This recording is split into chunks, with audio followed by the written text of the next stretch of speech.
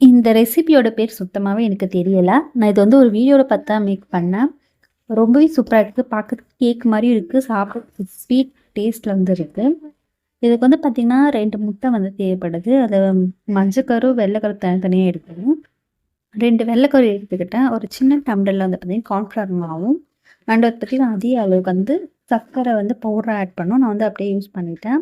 நீங்க வந்து பவுடரா ஆட் பண்ணிக்கோங்க. அப்புறம் நல்லா மிக்ஸ் பண்ணிக்கணும். எல்லாத்தையும் நல்லா ஈவனா மிக்ஸ் பண்ணிவிட்டு அதே டம்ளர்ல 2 டம்ளர் வந்து காய்ச்சி ஆற வச்ச பால் வந்து ஆட் பண்ணி நல்லா கட்டிகள் இல்லாமல் நல்லா மிக்ஸ் பண்ணி எடுத்துக்கோங்க. இதை வந்து பார்த்திங்கன்னா லோ ஃப்ளேமில் வச்சு நல்லா நம்ம வந்து கலரிட்டே இருந்தோம்னா நல்ல ஒரு திக்கான கன்சிஸ்டன்சிக்கு வந்து வந்துடும். அந்த டைமில் ஸ்டவ் வந்து நம்ம ஆஃப் பண்ணிக்க வேண்டியதாக ஒரு ஜெல்லி மாதிரி இருக்கு பார்க்க. குழந்தைங்க வந்து நிறைய கேக் அடம் பிடிக்கிறாங்கன்னும் போது நீங்கள் வீட்டில் வந்து ஈஸியாக சொல்லி கொடுக்கலாம். நல்ல முட்டைலாம் ஆட் பண்ணிக்கிறதுனால ரொம்ப ஹெல்த்தியும் கூட. நிறைய குழந்தைங்க வந்து மஞ்சள் வந்து சாப்பிட மாட்டாங்க.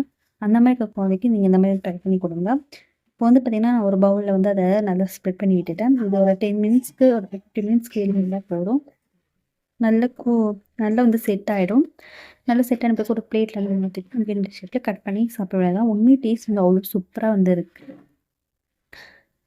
நீங்களும் இந்த ட்ரை பண்ணி பார்த்துட்டு இந்த ரெசிபி எப்படி இருக்கு